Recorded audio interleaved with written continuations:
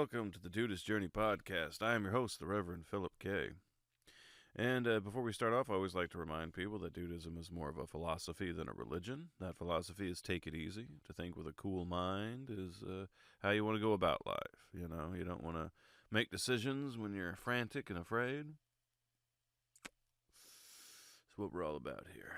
Trying to do what we can to take it easy in this world of madness, craziness, and absolute chaos. I'm here having a drink and a smoke. Why don't you join me?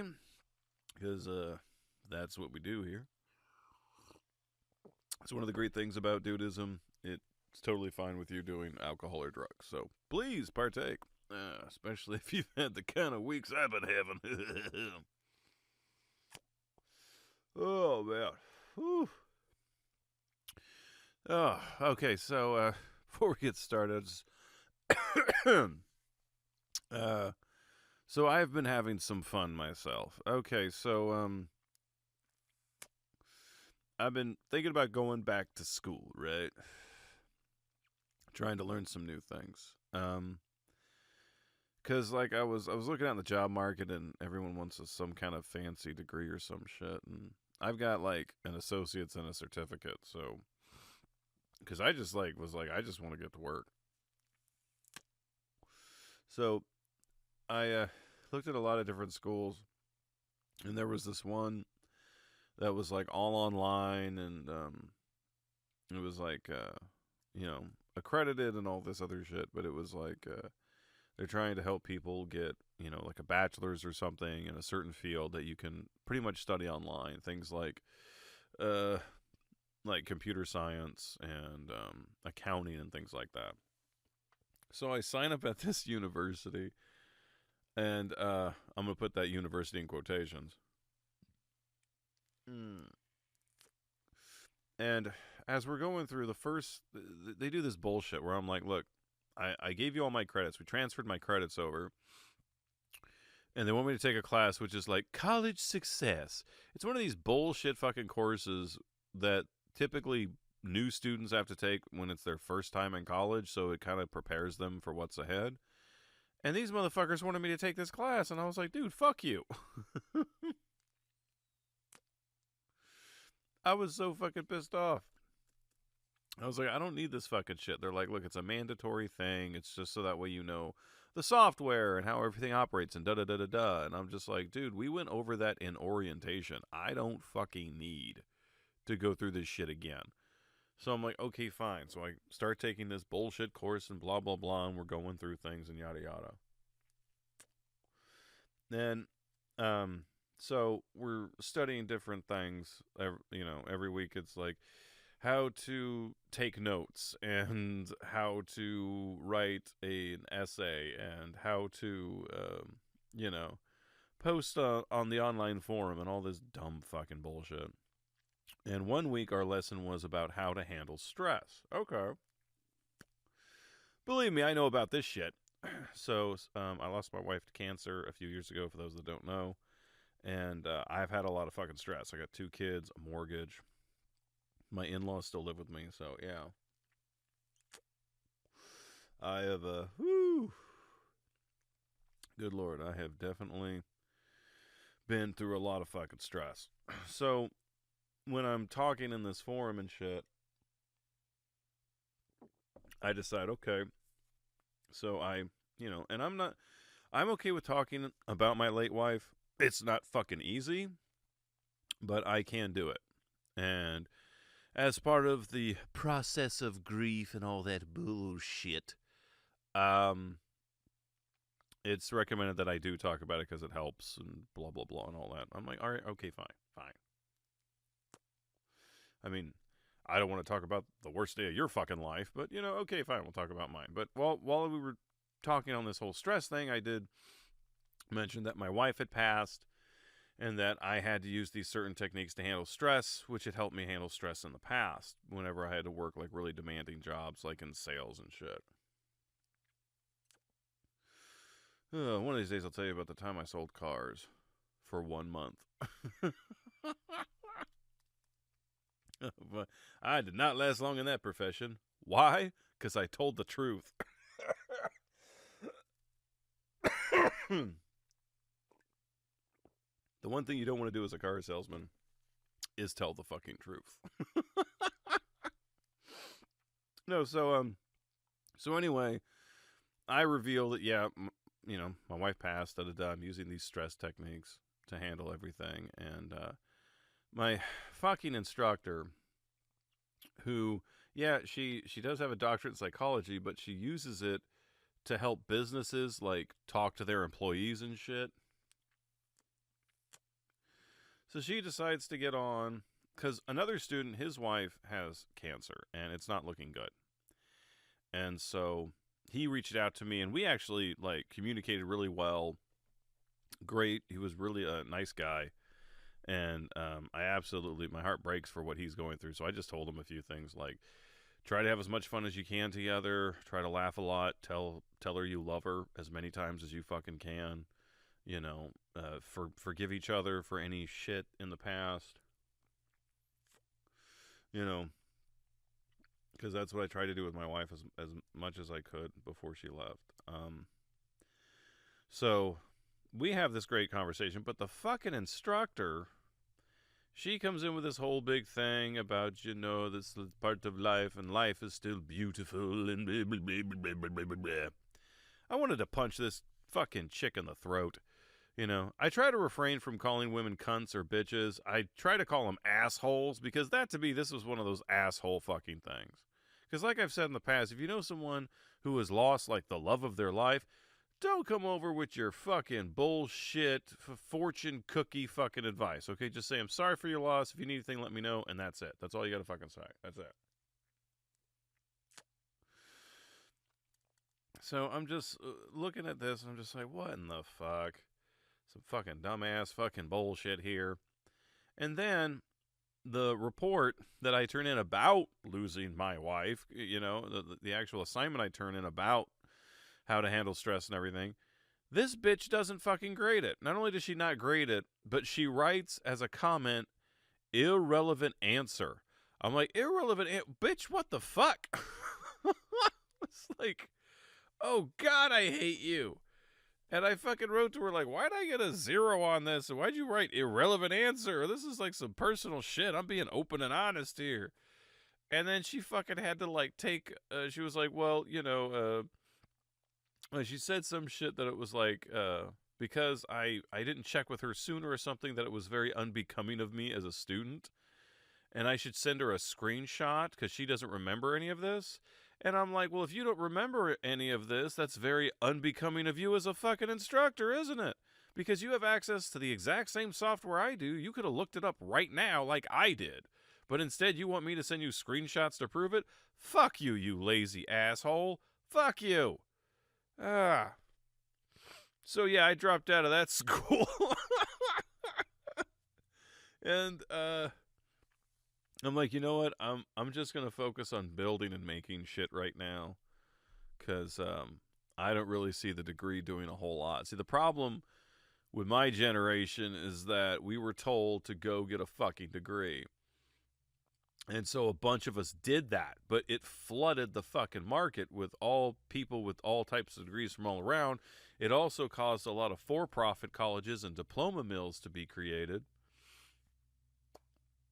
It's a fucking mess now. Now we're like, we need plumbers. Like, we need people who can, like, wire up a house and shit with electricity. Like, I'm glad you got the fancy degree and philosophy there, but it's not helping us build the infrastructure and keeping America running here, okay?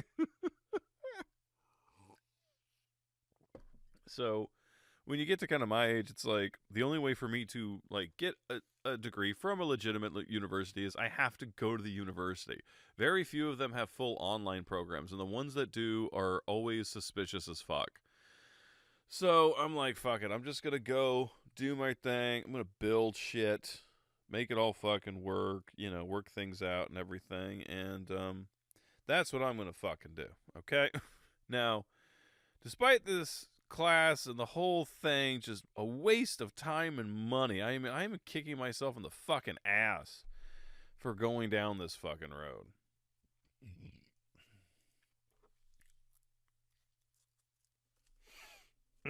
Sorry, I got my home-rolled hemp cigarettes here. mm. So, yeah, I was just fucking pissed off, dude. Fuck that place. But, oh, for those of you wondering, the bullshit online university was called University of the People, so be wary. Now, there was one week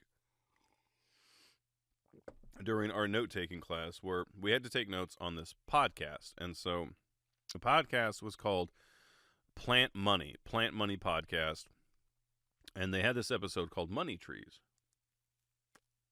And it's actually incredibly interesting because it's all about carbon offsetting. What the fuck is that? Right?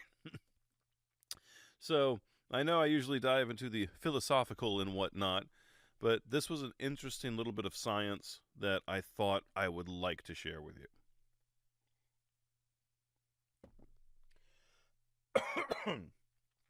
I'm drinking water, but I wish it was a rum and coke.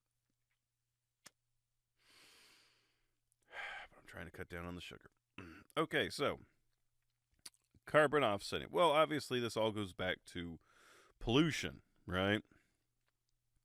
So what is carbon? What is this shit? Well, it's a non-metallic chemical element, and it's known for strong bonds to other atoms, all right? Now, carbon is a building block of life. We need carbon, okay? Because if we were in an environment that was all oxygen, you spark one flame and everyone blows the fuck up, right? So, our atmosphere, our fuel, our plastic, our pencils, fucking diamonds, they've all got carbon in them, okay? Now, what is carbon dioxide? This is where pollution kind of starts to form in here. Because the thing is that our carbon levels are getting too high. It's creating carbon dioxide, and this is when carbon attaches to oxygen and becomes a heat-trapping gas. Now, it's essential for life on Earth, like I've said, okay? It helps regulate our respiration. It helps regulate blood control. We need carbon, okay? We need it. So why is it bad then? Well, when you add more carbon dioxide, it tends to supercharge the natural greenhouse effect, which raises temperatures globally and just fucks with your weather. And so anyone here who's been alive, we noticed that the weather has gotten really fucking crazy over the past few years. All right? Now if you live in the South like I do, it's just like, dude, weather's crazy all the fucking time. So it's a little hard for folks to kind of believe this or grasp on it. But no, this shit is happening, man. Literally the majority of scientists, I'm talking like over 95% of scientists, have all studied this from all different countries, from all different walks of life, and they've all said, yeah, we got a problem. And so now what we're trying to do is a lot of people are like, okay, well, how do we fix it? How do we get all this carbon dioxide out of the air because it's heating up the atmosphere, it's fucking with our weather? The ice is melting, sea levels are rising, the military is moving all of their military bases that are close to the coast. They're moving them inward. This shit's happening. It's happening, all right? So, what do? Well, what cleans and filters carbon dioxide? Trees. Honestly, it is literally the most natural fucking thing in the world. Trees will basically ingest carbon dioxide and they will spit out oxygen. So this is one thing that's going to help. I know some people talked about like electric cars, okay? Let me sidestep here for a minute and just talk about electric cars for a second. Now, in the past, electric car companies have been kind of crushed. There hasn't been a whole lot of help, a whole lot of support. Now, people want them because they're like, hey, these are cool little vehicles. And, if we have nothing but electric cars, then all of our problems will go away. Not exactly. If you check out our pollution levels during COVID, when everybody was on lockdown and we were in quarantine and all these cars were off the road, well, guess what, buddy? Our pollution levels went down about 25%, which for some people would say that's great. but it's only 25%. What about the other 75? Okay, what about the other big fucking chunk over here? Well, that's coming from manufacturing pollution, and it's also coming from farming, agriculture. Because whenever you harvest a crop, carbon goes into the air. And we harvest millions of crops a fucking year all the goddamn time. So, hence the problem. And there's all different types of solutions that people are trying to work on up in those areas. But with electric cars, it's like, yeah, it can help things, but the thing is that electric car still needs to be charged. And the way we get electricity, the majority of our electricity is coming from burning coal. So, not exactly 100% fixed. Not to mention, when it comes to oil, there's still 8 gallons of oil in every tire. There's still oil in the plastic for the interior and the exterior. Oil is still being used. Now, do electric cars need oil? No, they need a little bit of oil for lubrication, but that's it. They don't need the same amount of oil that a car needs. So that's the other thing, is that the main reason that we're seeing a bigger push for electric cars is because they're cheaper to make. Think about this. A normal car that runs on gasoline, a combustion engine, it's got over 2,000 parts to function, okay? But with electric cars, you only need around 25. So I'm an auto manufacturer. I got to build a car for the best price possible. Which one do you think I'm going to start looking at? Volkswagen. They're going all in on this, and they've fired half their friggin' staff, and they're restaffing with other people because the staff they have, they work for combustion engines, but we need a new staff to make electric engines. So yeah, they're completely redoing their whole thing. Plus, not like Volkswagen's been the best or anything.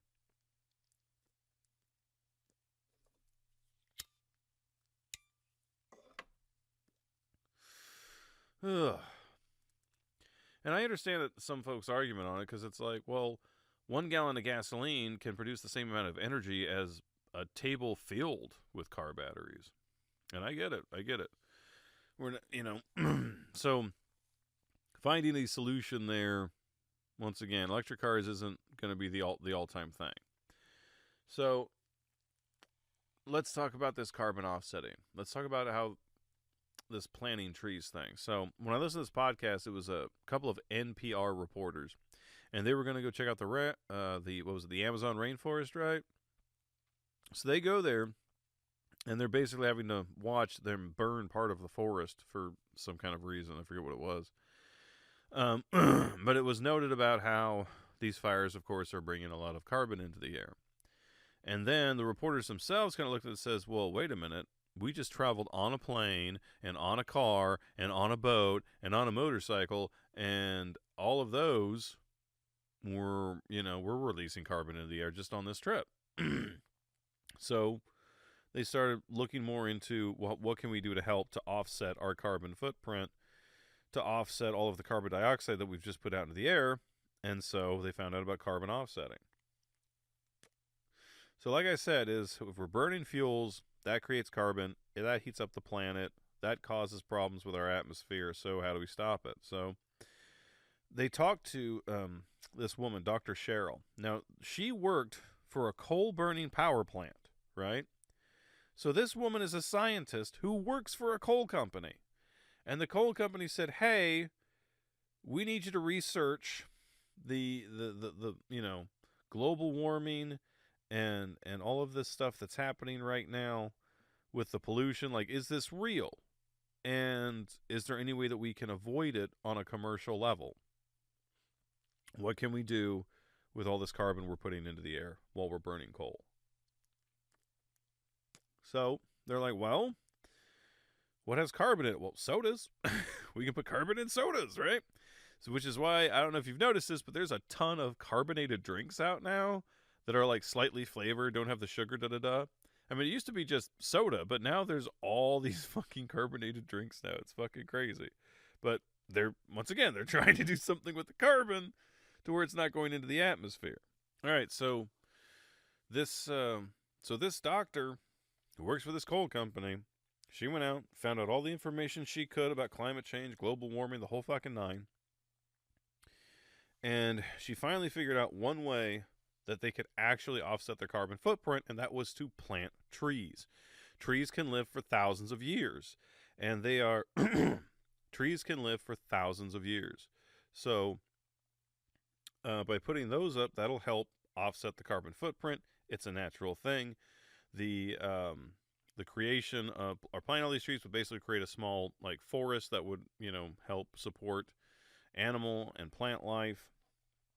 So they're like, let's just plant trees all around the power plant. No one had ever done it before. And so they said, okay, how many trees would a coal company have to plant in order to offset their carbon footprint? And she estimated that 52 million trees would be needed to be planted over a 10-year period. Now they're like, well, where the fuck are we going to put 52 million trees? And they're like, well, there's this thing called these like Lucana trees. And they are actually very, thin. They grow fast. They're what we need. They could totally work. But they only typically grow in South America. So we would have to raise the saplings in South America and then bring them here to grow the rest of the way. And so, well, what's that going to cost? I mean, 52 million fucking trees? How much is that going to cost? Because for the average person to like donate to a company to plant a tree, it's like something like, what is it? It's like $1 a tree. So if you got to plant 52 million trees, it'd be $52 million. But she said, actually, no, since we're doing like a bulk thing, we're getting a discount. So it would only cost the coal company $2 million to plant 52 million trees. Not a bad discount, I got to admit. I got to tell you, it's like the Costco way of doing trees here, man. Fucking, what?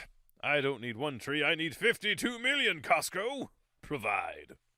So, anyway, so they started doing this, right? They go to South America. They go to business with some farmers. They start getting these trees. They start planting them. And other companies hear about this. So they take suit. So they're doing it. Volkswagen is planting trees. Shell Oil, Chevron Oil, they're planting trees. Disney, General Motors, Microsoft. All these big companies that, produce, they know that's like, we use a lot of electricity. So we need, what can we do to kind of offset all of that? So they get into this and they start, kind of putting pressure on the politicians, plant more trees, da-da-da. And because this carbon offsetting does actually work. It is a cheap, easy way to offset the carbon footprint here. Now, that doesn't mean that this is perfect, okay? This plan had problems, all right? So there were some negative side effects. Like, for instance, there was a conflict over the land use in South America. These farmers were planting more trees than they were food. So that caused an issue with, the locals and stuff. Like, hey, we need food, not fucking trees, asshole. So in the end, with all these conflicts going on, they unfortunately only got to plant around 5 million trees before the project ended up being too problematic. And so now they've had to go with different companies and different trees and everything. Now, but every project and stuff, there's going to be problems, man. You got to anticipate it, So the idea of offsetting these emissions, it created people to not change long-term behavior. It was like that people could still do what they do without, having to make huge differences to their lives. But unfortunately, there's not enough people carbon offsetting. That's the problem. I mean, we're talking like a fraction here. I mean, I mentioned a handful of companies. There are millions of companies all across the world. So it's not really going to help there. So what happened was that these reporters, they discovered after doing the calculations that they would need to probably plant around 88 trees. And they got a deal for them. It was like $50 or something. So not too bad. So it's been asked, What about me? What about a guy who has a car, drives it around, might take a trip or two here or there? So what would I have to do? Well, excuse me. Well, the average person would have to plant somewhere between, the estimate is between 150 to 200 trees a year. Now, like I said, for us regular folk who aren't buying Costco huge $1 million bulk of freaking trees, it costs us about $1. So you can actually, so when you do the math on this, it's about 50 cents a day. Yeah, it's somewhere between 50 cents and 40 cents. So if you really care about the environment a lot, you could do this. And I've done this myself. I've even done it in the name of the church. We've gone and we've donated money to help plant trees. And these trees that you're planting, it's here in the United States. It's not going to some far off country over. It's happening here in the U.S. And you can even, some places allow you to pick the forest in which you are going to plant that tree, which I think is really cool. So let's look at a few places here. There's the Arbor Day Foundation. There's Team Trees, American Forests. There is a USADA Forest Service. It's like plantatree.fs.usda.gov, and they're the ones who let you pick the forest. Because they said if we have more trees around in the area, this can help with hurricanes and tornadoes and winds. It can help offset the carbon footprint, and it can help just better the environment. And not to mention, like I said, if you're into hey, it's a home for wildlife, man, because you want the wildlife to live out there. You want them to live in a forest. You don't want them in your backyard. Okay, I live out in the country, so it's kind of expected. Like, hey, you're out in the country. There's wild animals, motherfucker. There's forests all around. So you're just going to have to fucking deal with it. But I know some other places, like we see these reports, like there was this report recently about a bunch of monkeys escaping from like a zoo and shit. And then there was some people, like some lion cats showed up in a urban neighborhood and shit. It's just fucking crazy. So we need to give these animals a home. So let's plant some fucking trees and give them a home. Like, go over there, fucker. Go live over there. I'm over here now. Now, while I know this isn't a very spiritual aspect or motivational, I do think it's informative, because I do like to talk about the sciences on here, because I think that just this information is interesting. It's something that you don't really think about until it's really brought up. Like we hear about climate change and we hear about all the problems with the environment, and that, we're on a ticking time clock here, and then we're going to get to a point of no return. So a lot of it is really scary, but for most of us, we're like, motherfucker, I got bills to pay. I got shit to do. I can't save the environment. I can barely save myself, man. If I could save some shit, I wish I could save some money for my retirement. Shit's expensive, motherfucker. You seen these prices? Ugh.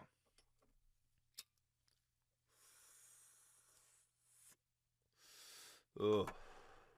So maybe take 5 minutes just to think about this for a second. Just for us to just wonder, could I do this? Could I help? Could I afford $100 or $200 a year to donate? I mean, it is a tax write-off, which is cool. But I just want you to take 5 minutes to just stop and think about this for a minute. Because we only got one Earth, man. We can't just pack up and go to the next planet. This is it. I know some people talk about it, save the world or save the planet or save the Earth. No, this is save the people, okay? Because if a solar flare from the sun wipes out all life on Earth, the Earth will still be here. We won't, but the Earth will. The Earth was here before us. The Earth will be here after us. So why don't we make our time just a little bit longer here, okay?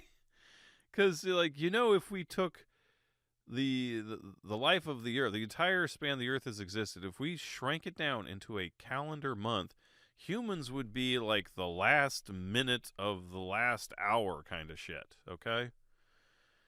So why don't? So by doing this, I think that this is not only one that I think anyone can get behind, because once again, it's like, hey, instead of going and getting the fast food burger or whatever, just take the $10 and toss it towards planting a fucking tree, because then wildlife can live out there, can help the environment, and you kind of feel good. It's like, hey, I'm helping do something here.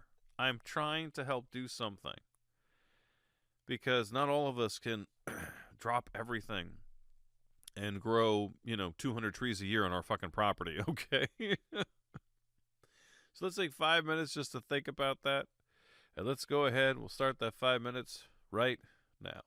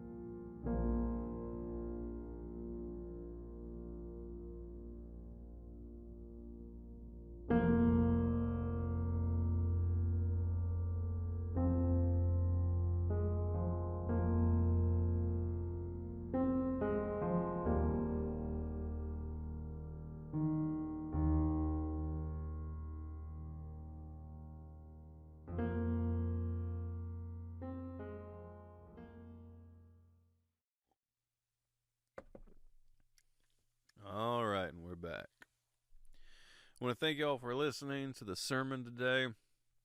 And I'm going to try and keep posting regularly, man. I'm going to try and keep at it.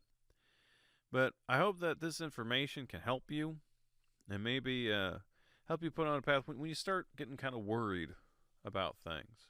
At least this way, you can take heart knowing that you're doing something to fix the problem. Because I know all of us, like if we had the capabilities, we'd all be, superheroes saving the world. But we're not. We are people. And you know what? That's okay, because people can do super things too. And this is one little super thing you can do. And all you got to do is a few clicks on a keyboard with a internet fucking, click, click. Anyway, I'm going to let you go. Thanks for tuning in. And when you're out there in this crazy world, I hope you take it easy. Because when you take it easy, the dude abides. Thanks for listening. Talk to you next time.